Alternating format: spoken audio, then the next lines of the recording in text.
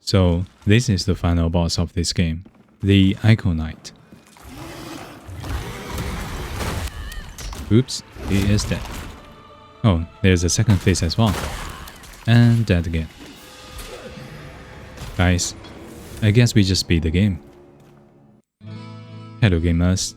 No Rest for the Wicked is by no means an easy game. It's a game that requires you to get good, but with the Diablo-like itemization, overpowered builds are bound to be born.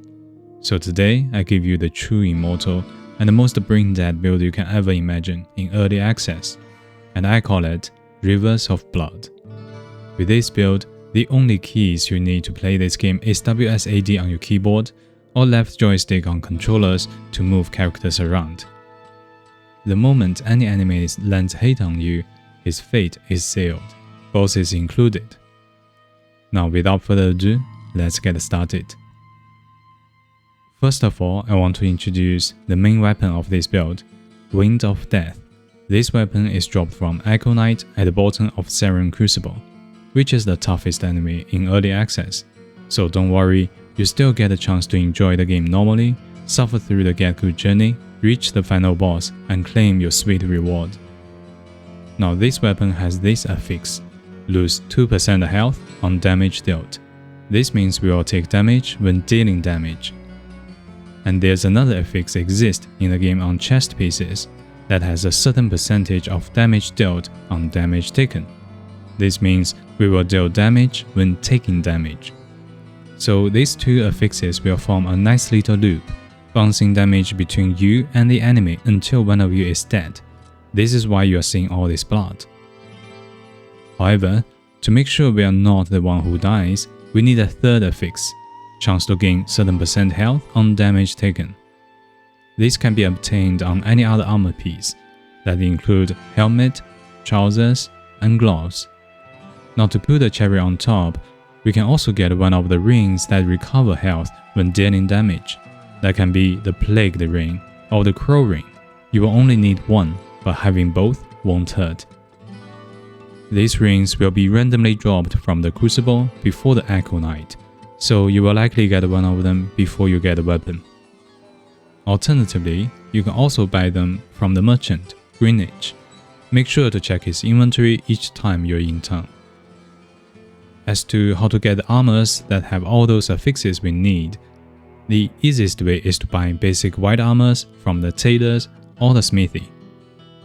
This is how I did it. First, go to Mira and Mary's shop in Sacrament and buy 10 armors at a time. The next step is go to Eleanor, the enchanter. Select Enchant and enchant all the armors we just bought. The enchantment you get is random, so from here we can sell the ones we don't want and keep an eye on potential candidate. Remember, we're looking for percentage of damage dealt on damage taken from chest piece, and chance to gain certain percentage of health on damage taken on other armor pieces. They only exist on purple items, which are described as cursed enchantment. That means they will have negative affixes as well. For this build, we just have to avoid anything that reduces health and healing effects. Now, with that out of the way, let's talk about the character stats allocation. The mandatory stats are Dexterity and Faith, both at 26, which is the minimum requirement to equip the weapon Wind of Death. You can also increase them together as you level up for the scaling. I put them at 30, but it's not required. The next important stats are Health and Stamina. You want to have enough base health to be able to take bigger damage before you get a chance to heal. I recommend anything above 20. And for Stamina, as we all know, is one of the best stats in Souls games, and it's no difference here. Bring it above 15 and higher for more comfort. I also brought equip load to 15 to make sure I don't fat roll with my equipment, but it's not mandatory. We don't have to roll at all, as we cannot be killed. The rest of the stats will be sitting at default, we don't need them. Okay, that's the build. Let's try it against some monsters.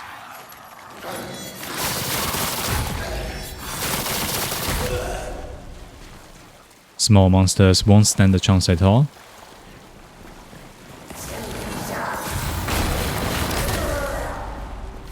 Magic users are not safe from the blood drain either. Let's see how it works on bosses.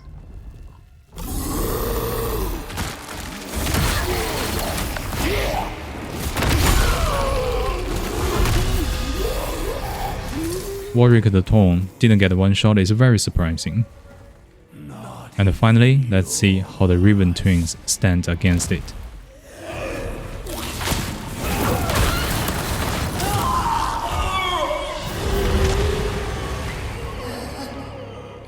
Now there you have it, the build that truly makes you a god, Rivers of Blood. That's all for the video. I hope you find it useful. Please leave a like and subscribe for more content gaming. Thanks for watching and see you next time.